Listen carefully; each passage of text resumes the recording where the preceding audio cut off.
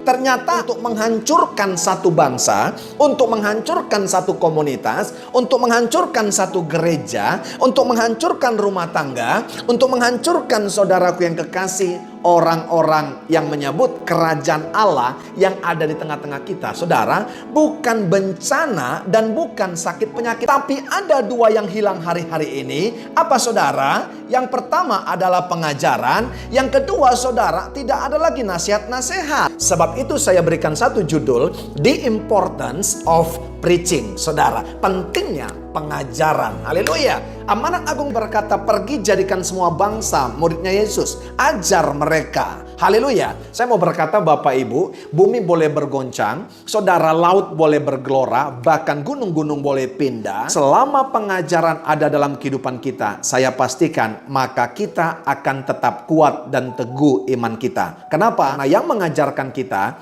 karena yang memuridkan kita adalah guru agung kita, yaitu Yesus Kristus. Yehezkiel berkata, malapetaka dan kabar buruk akan datang terus-menerus. Kamu akan memohon agar para nabi mau meramal, tetapi mereka tidak bisa. Juga para imam tidak punya apa-apa untuk diajarkan untuk umat, dan para pemimpin kehabisan nasihat. Ini yang paling parah, saudaraku yang kasih.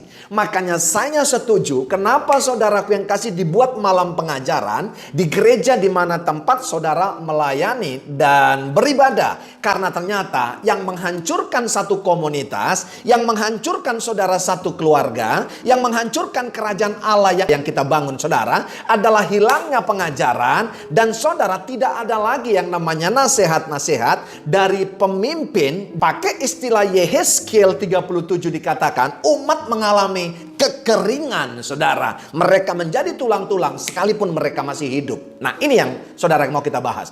Ngeri, saudaraku yang kasih. Nah, situasi saat ini ternyata ada kedahsyatan, ada kengerian yang sedang terjadi. Ini yang harus kita pahami. Sebab itu Yeremia 5 ayat 30 sampai 31 berkata demikian. Kedahsyatan dan kengerian terjadi di negeri ini. Para nabi bernubuat palsu dan para imam mengajar dengan sewenang-wenang, dan umatku menyukainya. Nah, apa yang saya mau katakan kepada saudara? Ternyata dari bacaan kita tadi ada dua yang kita catat, saudara. Ada kedahsyatan, ada kengerian. Kedahsyatannya yang pertama, ternyata saya catat, saya pelajari lewat ayat ini, ada yang namanya nabi bernubuat palsu. Yang kedua, saudara, imam mengajar sewenang-wenang.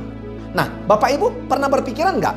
Nabi adalah salah satu daripada 5 jawatan disebut Efesus 4 ayat 11.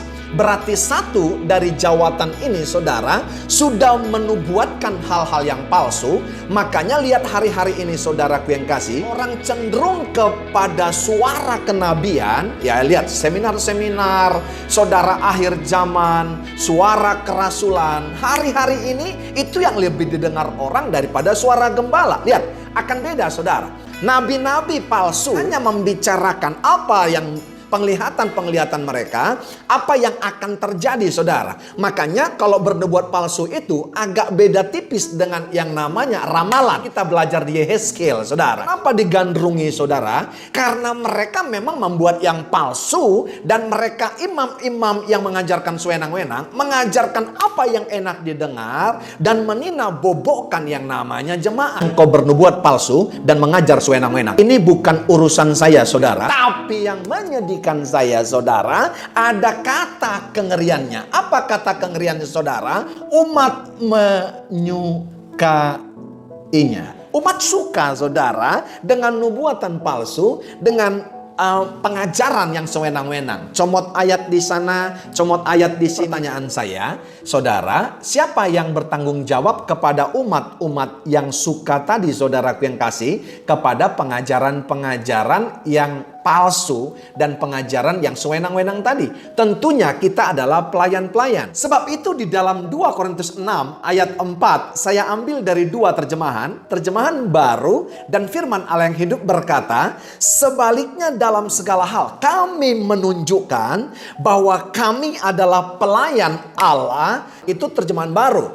Tapi saudara, terjemahan Firman Allah yang hidupnya berkata, sebenarnya apapun yang kami lakukan, kami berusaha membuktikan bahwa kami benar-benar pelayan Allah. Haleluya. Terjemahan baru saudara ada kata menunjukkan, tapi terjemahan firman Allah yang hidup ada kata membuktikan. Haleluya. Saudara yang kekasih, yang menunjukkan saudara adalah seorang pelayan ketika engkau worship leader, ketika engkau singer, bahkan ketika engkau khotbah, itu saya sebut adalah activity, religion activity. Itu menunjukkan saudara pelayan. Tapi saudara yang membuktikan kita adalah pelayan, ternyata itu adalah accountability. Saya katakan, jadi yang satu adalah activity, yang satu adalah accountability. Ada pertanggungjawaban yang harus kita buktikan bahwa kita adalah pelayan. Makanya saya catat di sini saudara, menjadi pelayan adalah passion, tapi saudara yang kasih berbuah adalah responsibility. Sebab apa saudara? Kalau hanya kita melayani, ternyata nabi pun saudara yang bernubuat palsu hari-hari ini sedang melayani. Saudara, imam-imam pun yang mengajar sewenang-wenang sedang melayani. Apa yang membedakan kita saudara? Maliaki 3:18 berkata, akan ada perbedaan orang yang beribadah dengan orang yang tidak beribadah. Akan ada perbedaan orang fasik dengan orang benar.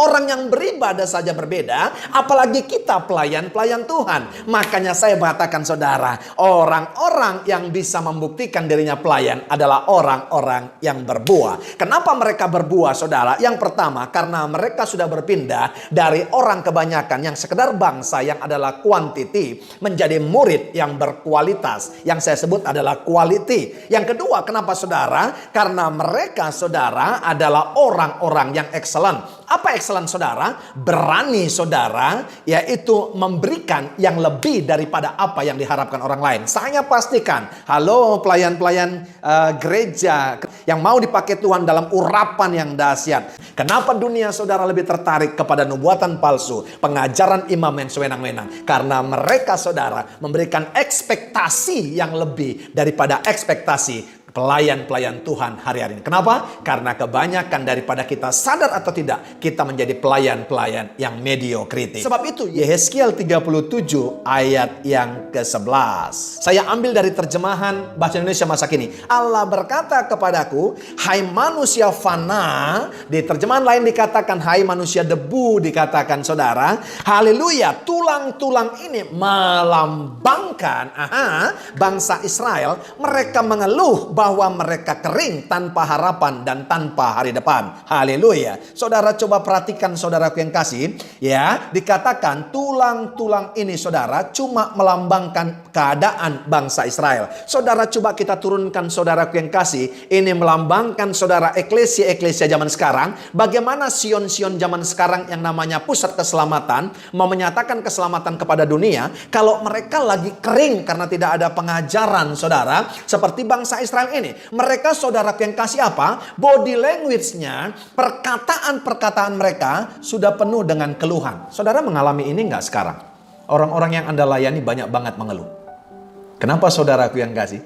Bukan saja mereka mengeluh karena gaji mereka dipotong, karena ada bencana, karena rumah mereka banjir. Saya mau berkata saudara, yes, saya setuju saudara. Itu adalah hal-hal yang menakutkan. Hal-hal saudara yang kasih mengganggu kita. Tapi lebih daripada itu, kalau pengajaran, kalau nasihat ada pada mereka, mereka tidak akan pernah mengeluh. Karena apa? Ingat tadi saya katakan, bangsa-bangsa itu berbicara tentang orang kebanyakan. Tapi setelah dipindahkan menjadi murid, akan menjadi orang yang berkualitas. Jemaat-jemaat menjadi berkualitas, maka akan menjadi orang-orang yang tidak cengeng, menjadi orang-orang yang mandiri, menjadi orang-orang yang tidak mengeluh, menjadi orang-orang yang bisa mengambil keputusan, tidak hanya bergantung kepada kita para pengerja. Mereka mengeluh saudaraku yang kasih, mereka mengalami yang namanya kekeringan. Karena apa saudaraku yang kasih? Mereka kering karena tanpa pengharapan dan tidak lagi melihat hari depan. Dua hal ini saudaraku yang kasih yang menjadi masalah krusial di gereja. Orang banyak tanpa harapan dan orang banyak tidak melihat lagi hari depan.